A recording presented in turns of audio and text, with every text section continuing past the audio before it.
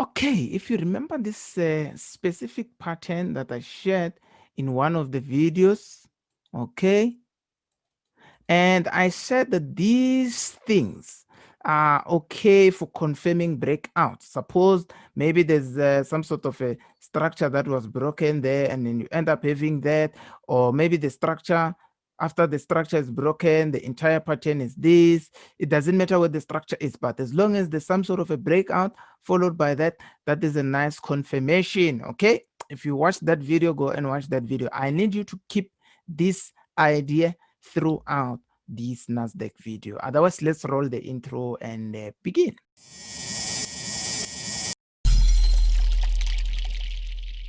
Of course, if we start from the monthly time frame, we can see that last month was super bearish after around about 5 months of bullish moves. So you can see we've been moving up on monthly, and then this is the September candle.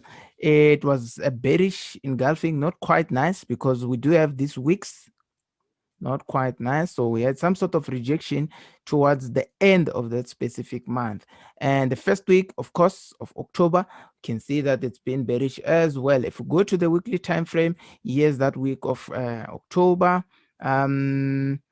There we go. It moved up, but at the end of the day, it rejected. There was slight small amount of buyers that were left inside that particular move. However, if we move down, we can see that this is our sellers, the engulfing bar. This is the engulfing, bearish engulfing. However, I want you to pay attention to the last, go back and watch the last video. Remember that we're stuck in this range, okay?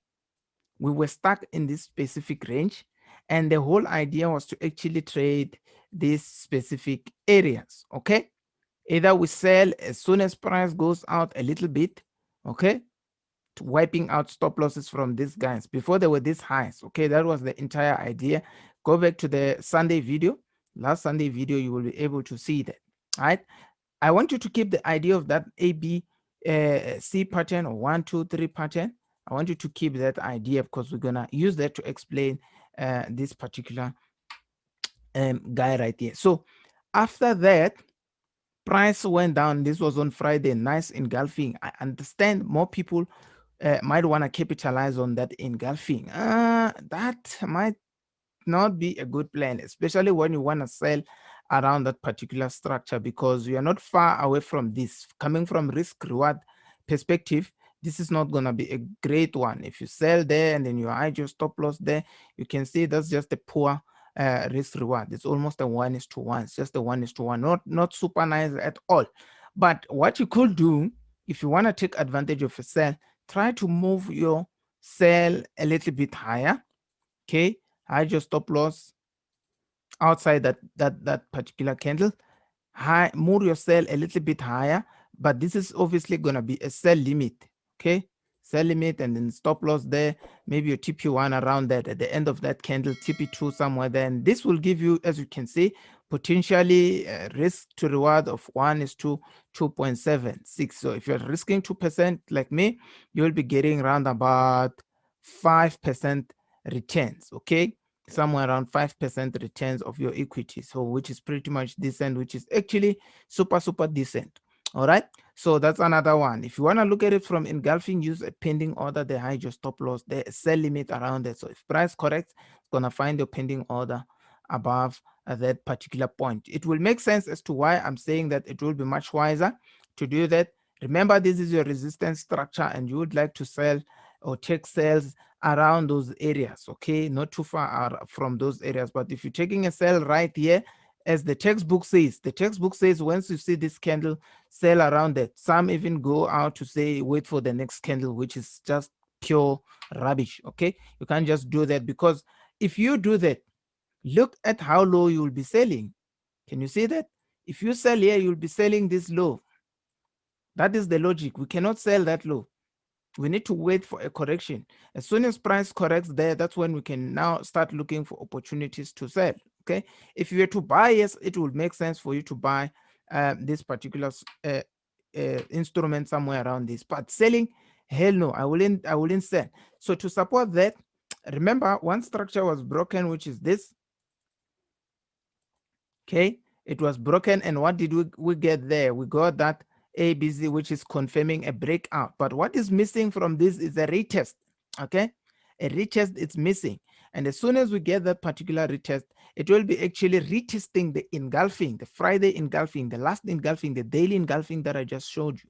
As soon as it does that, it's gonna find your order there. Okay, because this is confirming a breakout, that we broke out of that, and we are currently attempting to retest, and this is confirming a breakout, this structure, but what is missing is a retest, and as soon as price retests there, it's going to be actually triggering your order.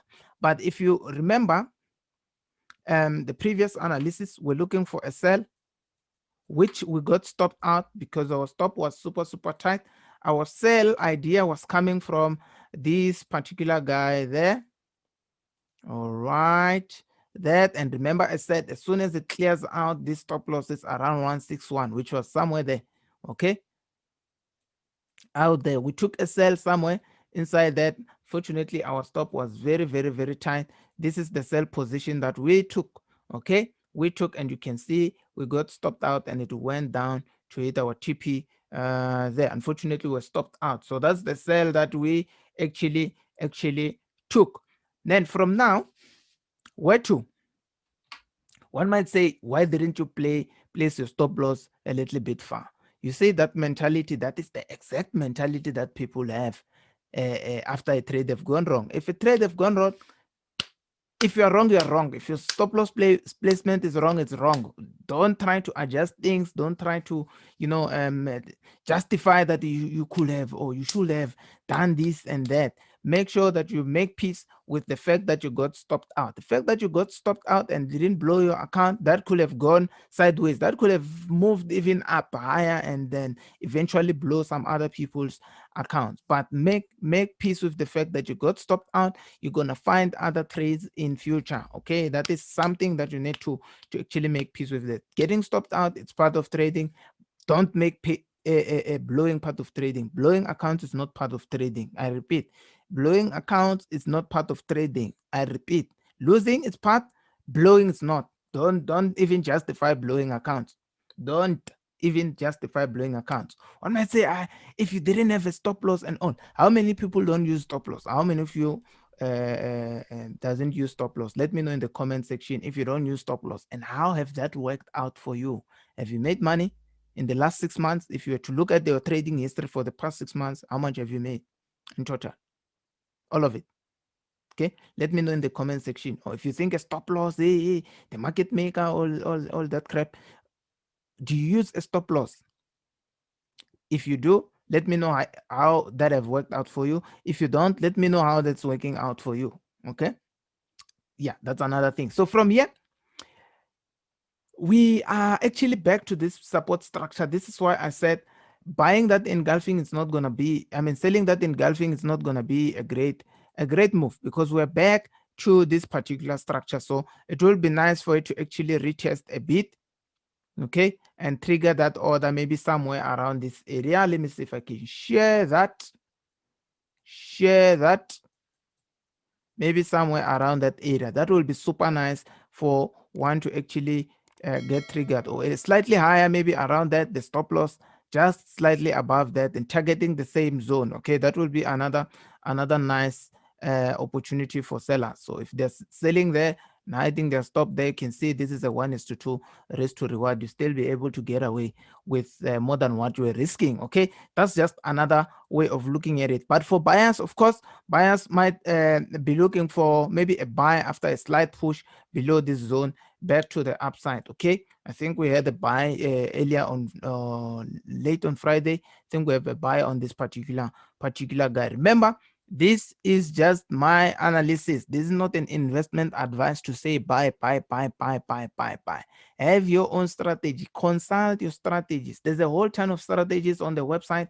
As you can see, this is the vending website there, the signals group, chart analysis. We have a one-on-one consultation where you can just book. As long as you have a login details to this website, you are a member, you've enrolled to this site, you can just book there.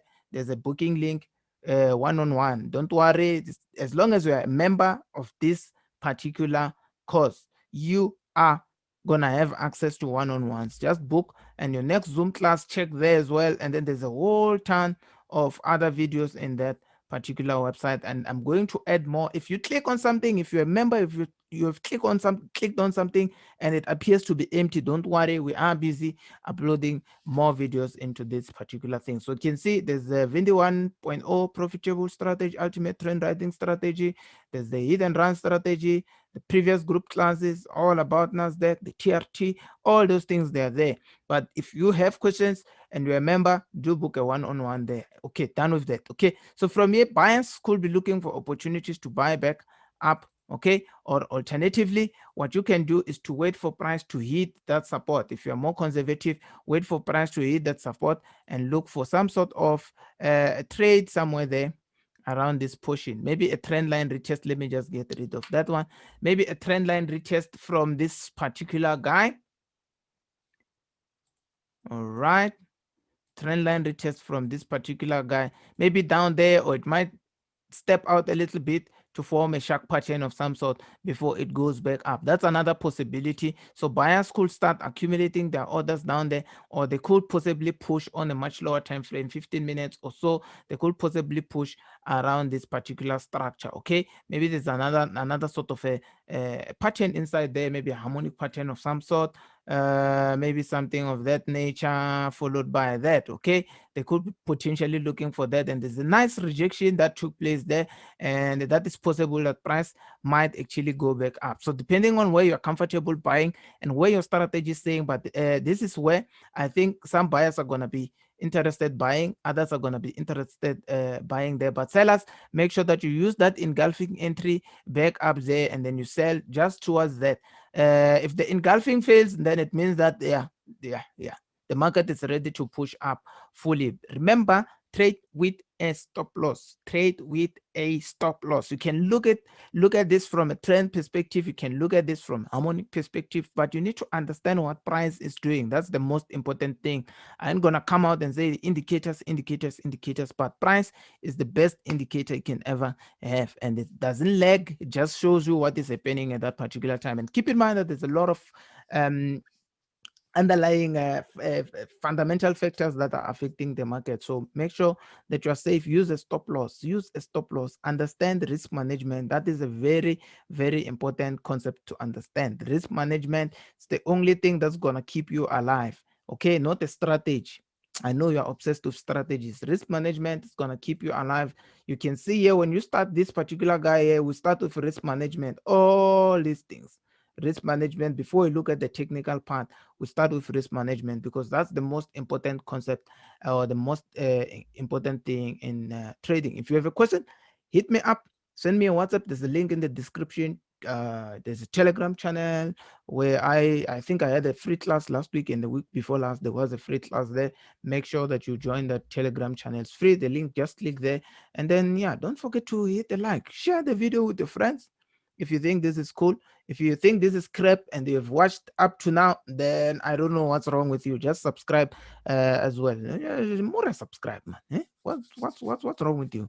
And like the video. Like the video so that others can see it. If you think this is cool, like the video so that others can see it. Leave me a comment. Let me know if you use a stop loss. Let me know if this video was useful, or if you'd like me to look at other instruments, maybe gold and other instruments. Just let me know in the comment. Your feedback, it's highly appreciated. So otherwise, let me shut this thing down.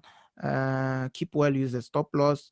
You're not the market maker, you don't drive the market. Humble yourself. The stop loss is that particular thing that's gonna keep your account protected. Okay, this is a very, very risky thing.